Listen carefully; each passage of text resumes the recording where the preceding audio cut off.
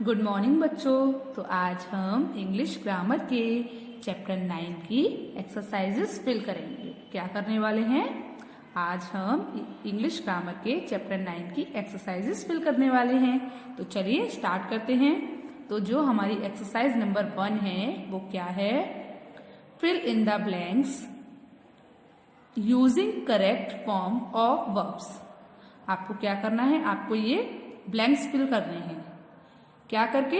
Use करके, correct verb use करके। तो यहाँ पर कुछ वर्ब लिखी है, आपको उनका यूज करना है और यहाँ पर सेंटेंस को फिल करना है। सेंटेंस में करेक्ट वर्ब फिल करनी है, करेक्ट फॉर्म फिल करनी है। वर्ब की करेक्ट फॉर्म की कौन सी फॉर्म इस सेंटेंस में आएगी, ठीक है? तो जो हमारा फर्स्ट सेंटेंस है वो क्या है?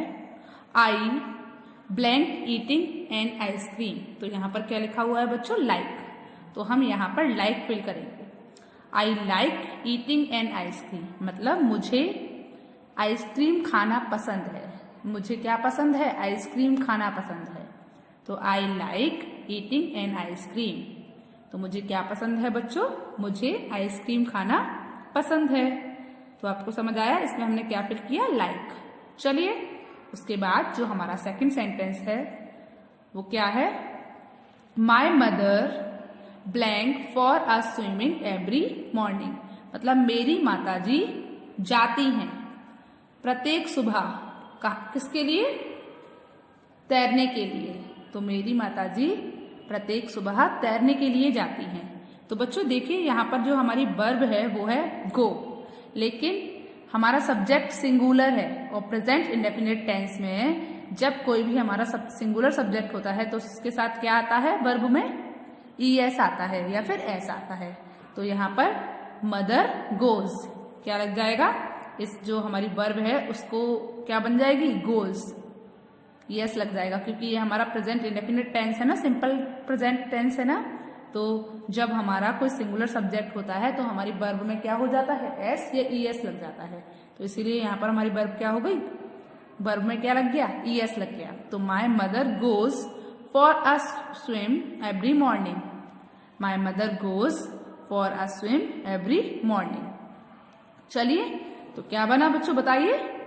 मेरी माताजी प्रत्येक सुबह तैरने के लिए जाती हैं। चलिए उसके बाद हम अपना अगला सेंटेंस देखते हैं। तो थर्ड नंबर का जो सेंटेंस है वो क्या है? My father English. My father English. यहाँ पर जो वर्ब है वो है टीच, मतलब मेरे पिताजी अंग्रेजी पढ़ाते हैं। अब यहाँ पर जो हमारे माय फादर मतलब मेरे पिताजी, तो सिंगुलर सब्जेक्ट है तो उसके लिए क्या आएगा? वर्ब के साथ ES। तो टीचेस, क्योंकि ये भी हमारा प्रेजेंट इंडेफिनिट टेंस है। क्या है? मेरे पिताजी अंग्रेजी पढ़ाते हैं। तो यहाँ पर वर्ब है, हम जो हमारा सब्जेक्ट है वो सिंगुलर है तो वर्ब में क्या लग जाएगा बच्चों? ES लग जाएगा। तो क्या हो गया? My father teaches English. मेरे पिताजी अंग्रेजी पढ़ाते हैं। समझ आया? चलिए तो अब हम अपना फोर्थ नंबर का सेंटेंस देखते हैं। फोर्थ नंबर का सेंटेंस क्या है?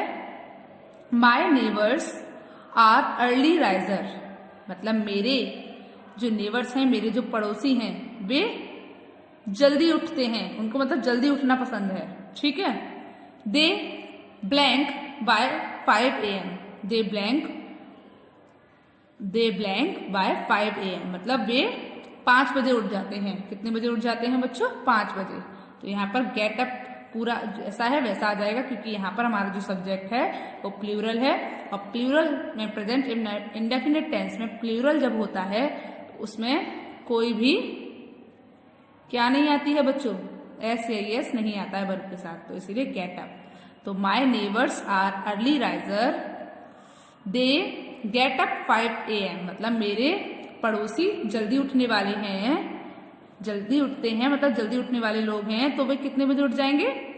दे गेट अप 5 AM, मतलब वे 5 बजे उठते हैं। ओके, चलिए उसके बाद जो हमारा अगला सेंटेंस है वो क्या है?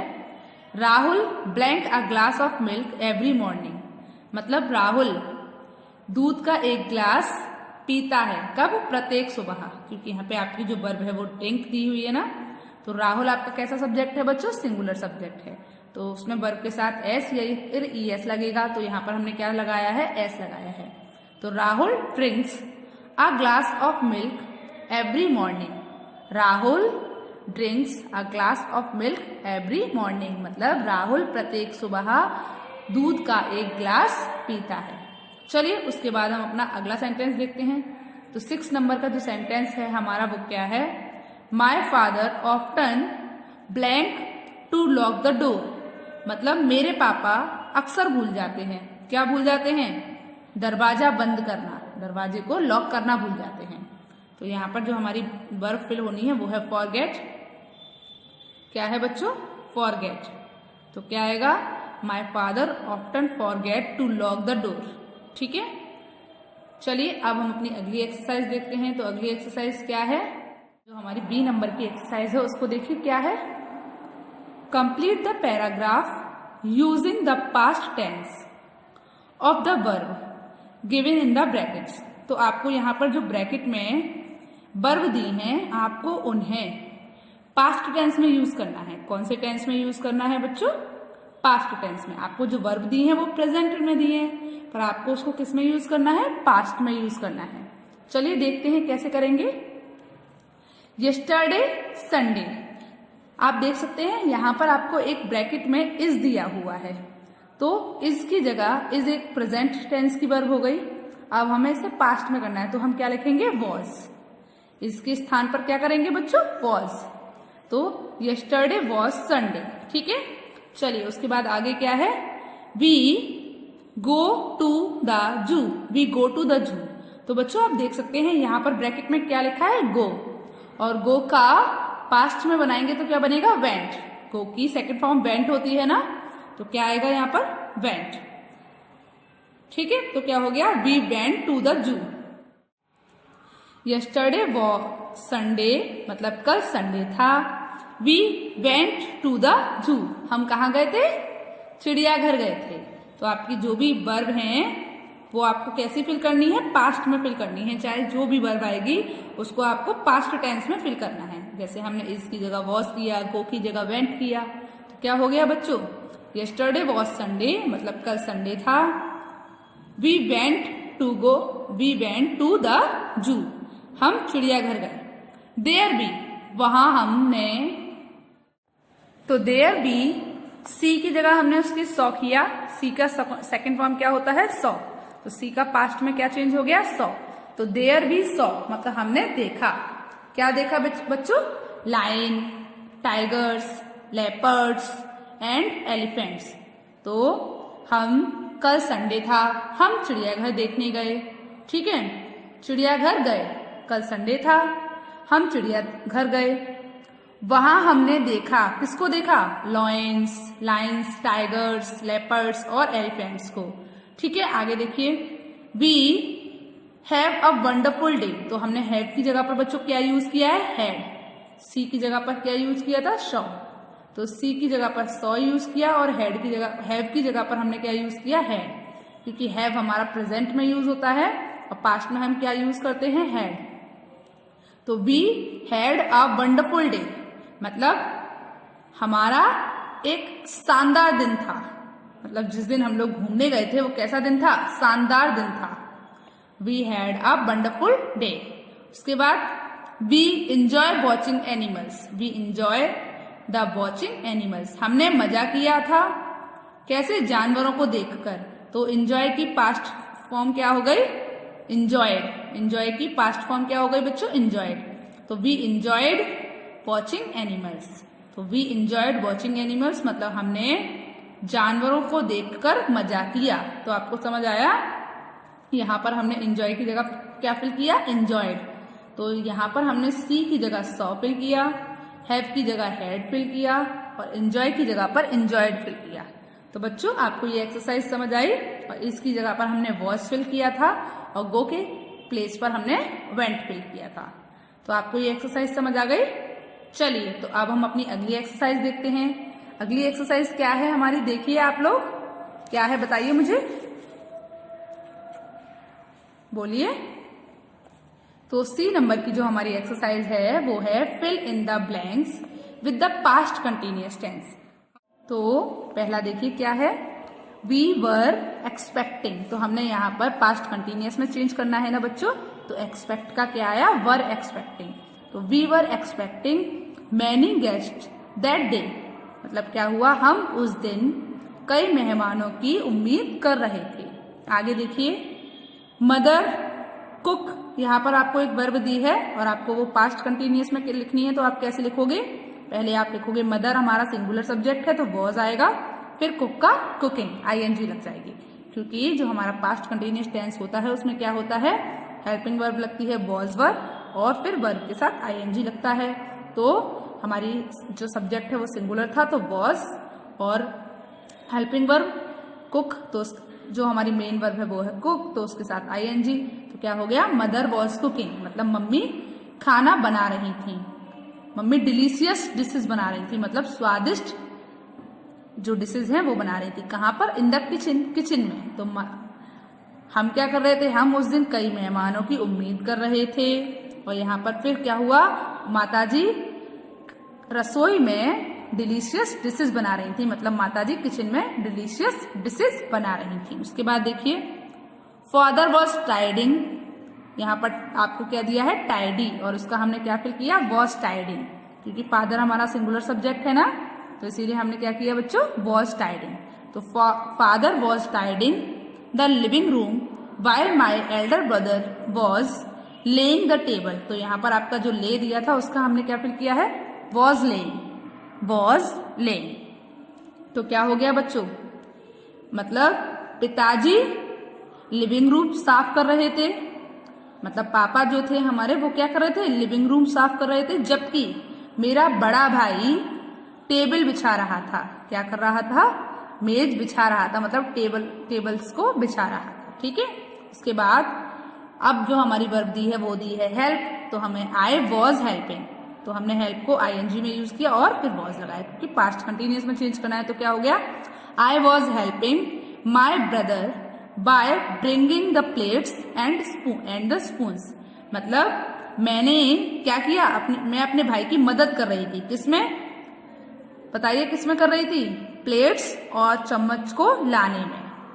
ठीक है, तो मैं अपने भाई की प्लेट्स और चम्मच लाने में मदद कर रही थी। ठीक है, चलिए आगे देखिए, माई एल्डर सिस्टर, मतलब मेरी बड़ी बहन, अब यहाँ पर जो है फीड का मतलब आप जानते हो खिलाना, वॉज फीडिंग, खिला रही थी, मेरी बड़ी बहन खिला रही थी, हर लिटिल बेबी, अपने छोटे बच्चे को, मेरी बड़ी बहन अपने छोटे बच्चे को भोजन खिला रही थी, मतलब खाना खिला रही थी। So she can not help us, इसीलिए वो मदद नहीं कर सकती थी। ठीक है, शी वॉज ट्राइंग, तो यहाँ पर जो हमारा वर्ब आई है ट्राई, उसको हमने क्या फिल किया है बच्चों, trying. She was trying to clean the room, वह कोशिश कर रही थी कि वो कमरा साफ करे, मतलब वह कमरा साफ करने की कोशिश कर रही थी। While the baby was eating, जबकि वो बच्चे को, मतलब जो छोटा बेबी था उसको खाना खिला रही थी। ठीक है, चलिए, while the baby was eating, जबकि बच्चा खा रहा था, जब बच्चा खा रहा था तो वो ये कोशिश कर रही थी कि कमरे को साफ करने की कोशिश कर रही थी। ठीक है, चलिए, ऑल ऑफ अस, डू की जगह हमने क्या लगाया, वर्ड डूइंग, क्योंकि ऑल ऑफ अस मतलब हम सभी कर रहे थे, तो word doing, all of us were doing our best to make it a special day, मतलब हम सभी इसे एक विशेष दिन बनाने की पूरी कोशिश कर रहे थे, मतलब जो दिन था उसे हम सब एक विशेष दिन बनाने की कोशिश कर रहे थे। आगे देखिए क्यों कर रहे थे, आफ्टर ऑल, आखिरकार, it is not every day, क्योंकि ये हर एक दिन तो नहीं होता है, that once grandfather becomes 75 years old, मतलब आखिरकार हर दिन तो ऐसा नहीं होता कि किसी के दादाजी 75 ईयर्स ओल्ड के हो जाएं, नहीं होता ना। तो after all isn't every day that one's grandfather becomes 75 years old, मतलब आखिरकार हर एक दिन ऐसा तो नहीं होता कि किसी के दादाजी 75 ईयर्स के हो जाएं। ओके, तो बच्चों आपको ये एक्सरसाइज समझ आई थी। आपको क्या करना है इसमें, आपको इसमें जो भी वर्ब है आपकी उसको आपको पास्ट कंटिन्यूअस टेंस में यूज करना है। ओके, चलिए तो अब हम अपनी अगली एक्सरसाइज देखते हैं। तो जो डी नंबर की हमारी एक्सरसाइज है वो क्या है बच्चों, complete the sentences using the words given in the brackets. क्या करना है आपको सेंटेंस को कंप्लीट करना है। क्या किससे? वर्ड्स का यूज करके जो ब्रैकेट में दिए हुए हैं। With will as soon in the example, जैसे कि आपको एग्जाम्पल दिया है, विल के साथ आपको ब्रैकेट में फिल करने हैं। जैसे एक एग्जाम्पल दिया है, don't give her money she will loss it. यहाँ पे ब्लैंक था, don't give her money blank it, तो यहाँ पे इन्होंने क्या बनाया, डोंट गिव हर मनी। यहाँ पर आपको क्या दिया हुआ है, लॉस। तो और विल के साथ यूज करना है तो पहले विल लगाएंगे, उसके बाद loss it. Don't give her money she will loss it. उसे मतलब अपने पैसे मत दो, क्योंकि वह इसे खो देगी। समझ आया? तो don't give her money she will lost it. तो हमने यहाँ पर क्या फिल किया, विल के साथ लॉस के पहले क्या लगाया, विल और फिर लॉस। चलिए ऐसे ही हम ये 5 सेंटेंस जो दिए हैं इनको भी बनाते हैं। तो फर्स्ट सेंटेंस क्या है, the sky is very cloudy, मतलब बादल कैसा हुआ है, बादलों से, जो आसमान है वो बादलों से घिरा हुआ है। इट दिस इवनिंग, यहां पर आपको कौन सी वर्ब दी है बच्चों, रेन। तो इट विल रेन, पहले विल लगाएंगे, उसके बाद हम क्या फिल करेंगे, जो हमारी वर्ब दी है वो। तो इट विल रेन। तो the sky is very cloudy, it will rain this evening, मतलब आसमान बादलों से बहुत घिरा हुआ है। मतलब आज यह शाम बारिश होगी, इस शाम को क्या होगी, बारिश होगी। ठीक है, चलिए आगे देखिए। सेकंड सेंटेंस क्या है, don't give the baby a toy with sharp edges. ठीक है, तो शी हरसेल्फ, तो यहां पर आपको दिया है हर्ट, तो आप क्या फिल करेंगे, she will hurt herself, she will hurt herself. तो हमने यहाँ पर क्या फिल किया है बच्चों, बताइए, विल हर्ट। चलिए थर्ड सेंटेंस देखिए, you have been studying so hard, you have been studying so hard. You यहां पर आपको दिया है गेट, तो you will get a good grade, you will get a good grade. आपने यहाँ पर क्या फिल किया है बच्चों, गेट। विल के साथ आपको जो यहाँ वर्ब दी है वो भी फिल करनी है। आपको इस ब्रैकेट्स में जो वर्ड्स दिए हैं आपको वो भी फिल करने हैं। पहले आपको विल लगाना है, उसके बाद जो वर्ब है वो लगानी है। फोर्थ वाला सेंटेंस देखिए, he needs to sleep well doing, he needs to sleep well doing. He will be, अब आपने क्या फिल किया, B, he will be all right tomorrow. ठीक है, क्या हुआ, he needs to sleep well doing, he will be all right tomorrow. चलिए उसके बाद जो 5 नंबर का सेंटेंस है वो क्या है, do not play in the rain, do not play in the rain मतलब बारिश में मत खेलो। You will catch a cold, तुम्हें सर्दी पकड़ लेगी, क्या होगा, तुम्हें सर्दी पकड़ लेगी। तो बच्चों इसमें आपने क्या फिल किया है, विल के बाद कैच। तो एक बार सारे सेंटेंसेस को पढ़ लेते हैं। The sky is very cloudy, it will rain this evening. Don't give the baby a toy with sharp edges, she will hurt herself. You have been studying so hard, you will get a good grade. 4th number का क्या है, he needs to sleep well doing, he will be all right tomorrow. चलिए 5th number का sentence क्या है, do not play in the rain, बारिश में मत खेलो।